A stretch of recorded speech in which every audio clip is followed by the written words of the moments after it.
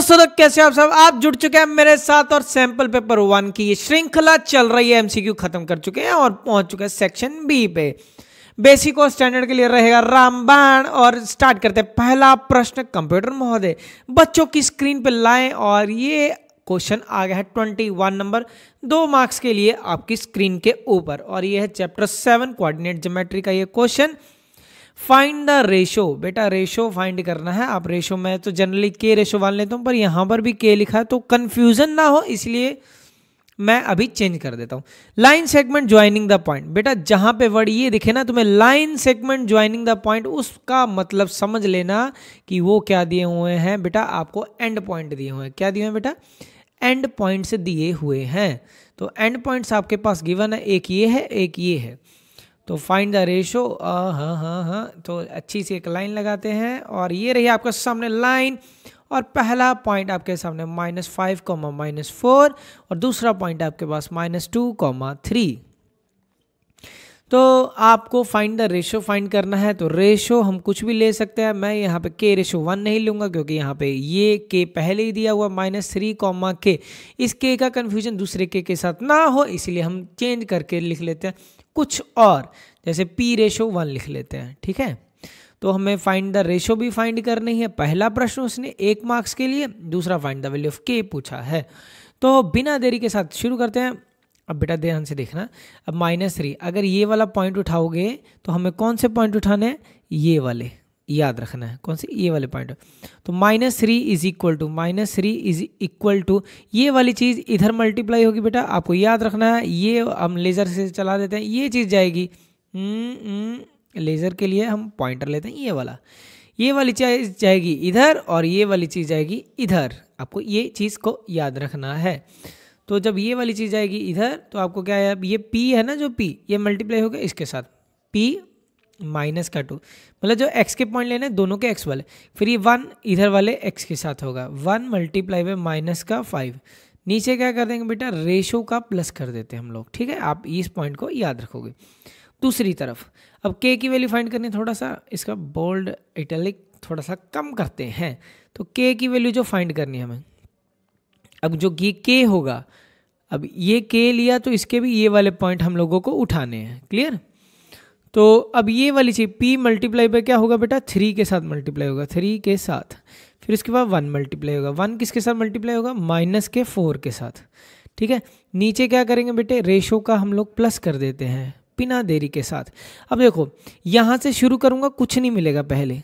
क्यों? क्योंकि ना मुझे p पता है, ये चीज़ नहीं पता, ना मुझे ये चीज़ पता है। 2 चीज़ें नहीं पता तो क्या निकाल लोगे, कुछ नहीं निकलेगा। तो स्टार्टिंग हम यहाँ से करेंगे, क्रॉस मल्टीप्लाई करेंगे, -3 इंटू पी प्लस 1। क्लियर? तो यहाँ पे p मल्टीप्लाई बाय -2, ये -2p हो जाएगा, ये -5 हो जाएगा, -3p क्या हो जाएगा, -3p प्लस -3। क्लियर? ये -2p -5। क्लियर? तो -2p, ये माइनस का इधर था, -2p प्लस का 3p हो जाएगा, और -3 ये -5 इधर आके क्या हो जाएगा बेटा, +5 हो जाएगा। तो ये 2 हो जाएगा और ये p, तो p का वैल्यू क्या आ गया, 2 आ गया। p का वैल्यू बेटा क्या आ गया, 2 आ गया। ठीक है, तो जो रेशो रहेगा, ये p हमने ये रेशो माना था, तो रेशो वाले का जो आंसर आ गया, रेशो वाले का आंसर p/1 था। p/1 का मतलब क्या है, 2/1, 2/1। ठीक है, अब k की वैल्यू जो निकालनी है, अब जहाँ पे p है वहाँ पे हम क्या पुट कर देंगे बेटा, 2 पुट करेंगे। k की p की जगह पे हम 2 पुट कर लेंगे, 2 इंटू 3 प्लस 1 इंटू -4, नीचे रेशो का प्लस। रेशो क्या है आपके पास, ये p की वैल्यू क्या है, 2 + 1, तो k का वैल्यू क्या आएगा, 2 3 × 6 आएगा, 1 इंटू -4, नीचे 2 + 1 मतलब 2/3। तो k की वैल्यू क्या आ गई, 2/3। तो ये होगी आपके पास k की वैल्यू। क्लियर है? तो k की वैल्यू क्या आ गई, 2/3। तो ये थे आपके जो आंसर, रिक्वायर्ड आंसर थे। एक आंसर रेशो का ये रहा आपके सामने, और एक के ये निकालना था, ये रहा। नेक्स्ट प्रश्न आपके सामने। ठीक है, 22 number, from an external point tangent PA and PB are drawn to a circle. अब ये NCERT का क्वेश्चन है, और drawn to a circle with centre O। From मैंने एक सर्कल लिया, सर्कल लेते हैं, अपने पास है ऑप्शन, तो एक अच्छा सा सर्कल बनाते हैं। तो सर्कल बनाने के लिए हो जाइए तैयार, और ये रहा आपके सामने एक सर्कल। तो उसके बाद बेटा ध्यान से देखोगे, P and PB are tangent. यहाँ बाहर वाले पॉइंट से, ये पॉइंट से एक ये टेंजेंट लगाया गया PA, और इधर से एक टेंजेंट लगाया गया PB। A और B हो गया आपके पास, विद सेंटर O। सेंटर क्या है? O। अब आगे क्या बोल रहा है? PAB is 50 degree. PAB ये वाला एंगल, PAB इज 50 डिग्री। ये यहाँ से यहाँ तक क्या है बेटा? 50 डिग्री है, ठीक है। और हमें क्या फाइंड करना है? AOB।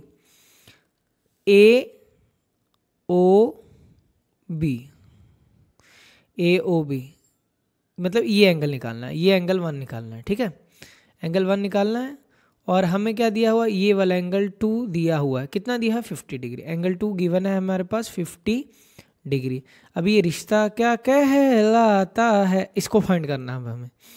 अब देखो बेटा ध्यान से, अगर 2-3 तरीके हैं इसको निकालने के, इधर से भी निकल जाएगा, इधर से भी निकल जाएगा। आपको जो पसंद है उस तरीके के साथ आप कर सकते हो। 2 तरीके हैं, मैं पहले एक पहला तरीका बताता हूँ। अब मेरे पास सुनो, PA और PB ये इक्वल हैं। क्यों? Tangent to a circle are equal.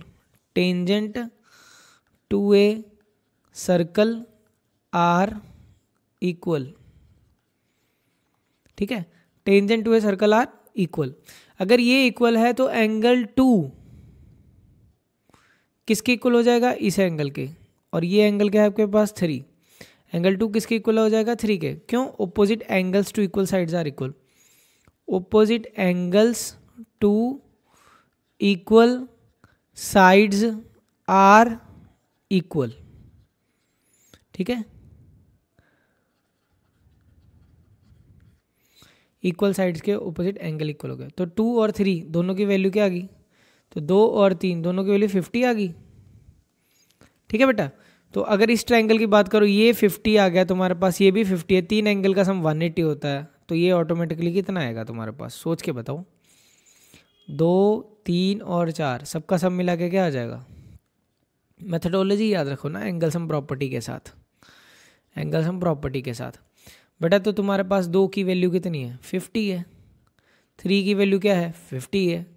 4 की वैल्यू बेटा हमारे पास क्या है? 4 ये वाला एंगल है, तो 4 की वैल्यू फाइंड करनी है। ये 180 है, तो ये कितना हो गया? 100 plus angle 4 is equal to 180।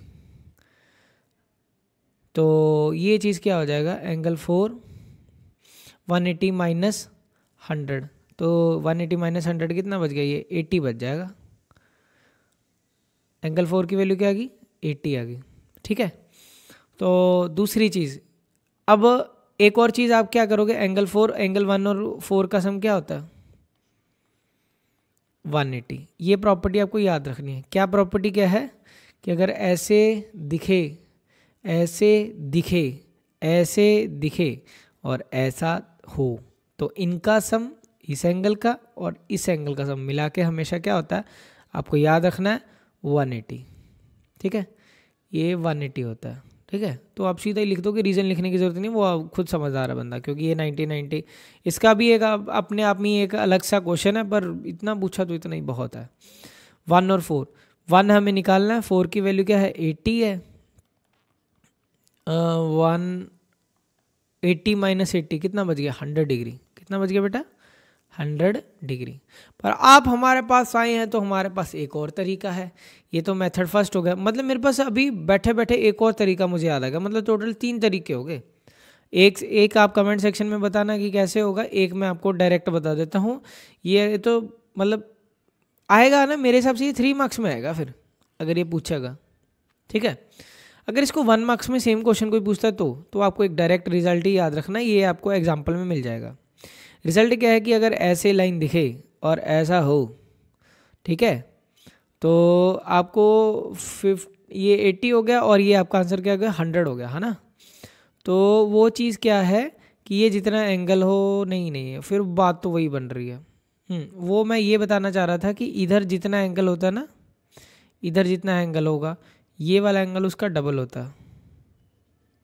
ऐसे करके भी ये कॉन्सेप्ट के साथ निकल जाएगा, क्योंकि ये हिस्सा क्या हो गया आपके पास, ये बेटा नहीं समझ आएगा कोई बात नहीं, आपको एक तरीका तो बता ही दिया है ना। टोटल ये 90 होता है ना, ऐसे ये 50 है तो ये कितना बच जाएगा इधर वाला, क्योंकि टोटल 90 होता है, ये 50 है तो इधर वाला हिस्सा 40 हो गया, और इधर वाला उसका डबल होता है, ये 80 हो जाएगा, ये 80 हो जाएगा, तो ऑटोमेटिकली इसका सम मिला के क्या होता है, इन दोनों का सम मिला के। नहीं समझ आया कोई बात नहीं बेटा, मैं वो एक्स्ट्रा चीज़ बता रहा हूँ, ठीक है। 80 तो ऑटोमेटिकली इधर वाला पार्ट क्या हो जाएगा, 100 हो जाएगा, तो आपका थोड़ा सा ये कैलकुलेशन बच जाएगा अगर ये 1 मार्क्स में पूछता है। बट हम लोग इसको नहीं करेंगे, ठीक है। इस चीज़ को आपको बताया है ये 1 मार्क्स के लिए, ठीक है। तो इतना हम लोग याद रखेंगे और बढ़ते हैं अपने नेक्स्ट क्वेश्चन की तरफ। और ये रहा आपके सामने बेटा, right a rational number between, अब ये पहले चैप्टर से पूछा गया हुआ क्वेश्चन है, ठीक है। रियल नंबर है कि रियल नंबर है ना, शायद रियल नंबर चैप्टर का नेम है। पहले चैप्टर से प्रश्न ये पूछा गया है आपकी स्क्रीन पे, √2 और √3। बस एट इसका 2 तरीके हैं। पहला तो सिंपल है, √2 की वैल्यू ही आपको पता होनी चाहिए 1.41, मेरे को इतना याद है। √3 की वैल्यू 1.73, तो इसके बीच में नंबर क्या आ जाएंगे, 1.5 हो गया, एक 1.6 हो गया, ठीक है। 2 नंबर तो मैंने निकाल दिया अगर 2 पूछता, ठीक है। एक आंसर ये हो गया, एक आंसर ये हो गया। अब जिसको वैल्यूज़ नहीं याद है उसके लिए भी हमारे पास एक मेथड है, ये मेथड हो गया आपका पहला, ठीक है। अब मेथड सेकंड देखोगे आप ध्यान से, मेथड सेकंड क्या बनता है आपके पास कि √2 है, √2 इंटू 100 कर दो, नीचे भी 100 कर दो। √3 है, इंटू भी 100 कर दो, नीचे भी 100 कर दो, ठीक। अब ये क्या हो जाएगा 200, और नीचे क्या गया √100 का आंसर क्या निकलेगा तुम्हारे पास, ये बताओ मेरे को। √100 का हमारे पास आंसर क्या निकलेगा 10, और √300 अपॉन नीचे क्या आ जाएगा हमारे पास 10, ठीक है। तो 1/10 तो हमारे पास है ही है, ठीक है। अब √200 से बड़ा नंबर जो डिविजिबल हो, मतलब परफेक्ट स्क्वायर हो, √200 के बाद क्या आएगा 225। 225 किसका स्क्वायर होता है, 15 का होता है ना। अब 300 से नीचे वाला नंबर उठाओ, क्योंकि बिटवीन निकालना है ना, इन दोनों के बीच में निकालना है, तो इन दोनों के बीच में इसके ऊपर जाएगा 225 होता है, इससे नीचे क्या आएगा 16 का स्क्वायर होता है, कितना होता है 256 होता है। तो कुछ चीज़ें तो आपको पता होनी चाहिए ना, तो ही क्वेश्चन होगा, नहीं तो नहीं होगा बेटा क्वेश्चन। तो ये 1/10 ये आ जाएगा √225, और बिटवीन निकालना था, नीचे ये 10 को हमने लिख लिया, ठीक है। इधर नहीं लिखते हैं 10 को, और 10 को हम इधर लिख देते हैं, ठीक है। तो इधर क्या होगा 256/10, तो 225 क्या होगा 15 का 15/10, और ये 16/10, तो 15/10 क्या होगा 1.5, और ये क्या होगा 1.6। तो आपके जो रिक्वायर्ड आंसर है वो ये आ गए। आपने देखा होगा इधर भी हमारे पास सेम आंसर आए, और इधर भी हमारे पास सेम आंसर आए, ठीक है। तो दोनों तरीकों के साथ आप इस आंसर को निकाल सकते हो। नेक्स्ट देखो, find the 7th term from the end of AP. बेटा ये भी क्वेश्चन ना काफ़ी बच्चे गलत कर देते हैं। करना क्या, एक सिंपल सा एक प्रश्न है आपकी स्क्रीन के ऊपर, तो फ्रॉम द एंड वर्ड में, बस इतने से वर्ड में ही इसका काम हो जाएगा। तो एंड ऑफ द एपी मतलब जो चीज़ पीछे है वो चीज़ आगे आ जाएगी, जो पीछे है चीज़ वो चीज़ आगे आ जाएगी, जो चीज़ आगे है वो चीज़ पीछे चले जाएगी। पहली बात, अगर ऐसे चल रहे हैं हम, चलते जा रहे हैं हम, तो ये डिफरेंस कितने से बढ़ रहा है 7 3 10 3 13, मतलब 3 के साथ जुड़ रहा है। अब रिवर्स ऑर्डर में क्या चलेगा, ये डिफरेंस कम होता जाएगा, और कितने से कम होता जाएगा 3 3 से कम होता जाएगा, ठीक है बेटा। तो ये फर्स्ट टर्म हो जाएगा, ए की वैल्यू क्या होगी 184, और डिफरेंस कितने का होगा -3 का। डिफरेंस कितने का होगा बेटा -3 का डिफरेंस हो गया आपके पास। और हमें कौन सी टर्म निकालनी है 7th टर्म, A7। जितना पैर में है उससे एक कम D से मल्टीप्लाई होता है, और आगे A लग जाएगा, क्योंकि हमारा फॉर्मूला क्या है, AN का फॉर्मूला क्या होता है, A करो प्लस जितना उसके पैर में है उसमें से एक कम माइनस इंटू D, ठीक है। A7 निकालना है, A की वैल्यू हमारे पास क्या है 184, 6, D की वैल्यू क्या है बेटा -3, तो 184 6 3 ज़ा 18, ठीक है। अब 18 अगर कम करोगे 14 में से 8 जाएंगे बेटा 6 बच जाएगा, 7 में से 1 6, तो 166 आपका आंसर हो गया। क्लियर है बेटा, 166 आपका आंसर। तो अगर ये 24 का अगर पहला पार्ट अटेम्प्ट करते, वैसे आपको वो अटेम्प्ट करना चाहिए जो आपको परफेक्टली आता है, क्योंकि सीबीएसई की जो गाइडलाइंस है ना उसके अकॉर्डिंग क्या होता है कि और में सबसे पहले वही आपका इवेल्युएट होगा, उसी में मार्क्स मिलेंगे जो आपने पहले अटेम्प्ट किया होगा, ठीक है। अब कई बच्चे दूसरा अटेम्प्ट करना चाहते हैं तो उनके लिए हम दूसरा कर देते हैं, ठीक है, दूसरा पार्ट भी करते हैं। तो यहाँ से करते हैं आपके लिए कॉपी, और टेक्नोलॉजी है हमारे पास तो यहाँ पे करते हैं आपके लिए पेस्ट, और इसी का दूसरा पार्ट यहाँ पे प्रश्न को सॉल्व करते हैं। The fourth term of an AP is 11। The sum of fifth and seventh term, fifth sum निकालना है किसका, फिफ्थ टर्म का और सेवन्थ टर्म का, फिफ्थ टर्म और सेवन्थ टर्म का is 34। Find the common difference, ठीक है। अब क्वेश्चन इजी है, 2 मार्क्स के क्वेश्चन है तो इजी है, ऐसा कोई बड़ी बात नहीं है कि मुश्किल हो जाए। A5 A प्लस 4D, ए कम लिखेंगे, ए जो पैर में लिखा है उससे ए कम से डी से मल्टीप्लाई करेंगे इज इक्वल टू 34। ये A4 को क्या लिखेंगे, ए प्लस कितना d, 3D is equal to 11। A और ए कितना हो गया, 2A, 6 और 4 10D इज इक्वल टू 34, ठीक है। 2 कॉमन हो गए यहाँ से, a plus 5D is equal to 34, ठीक है। तो ये 2 की कटिंग हो जाएगी इसके साथ, तो a plus 5D is equal to 17, ठीक है। यहाँ पे a प्लस 3D, ये फर्स्ट हो गई इक्वेशन, ये सेकंड हो गई बेटा। तो अब पहले और दूसरे को आपको एलिमिनेट कर देना, 11 a plus 5D is equal to 17। तो सारे साइन को कर देते हैं हम लोग चेंज, ठीक है बेटा।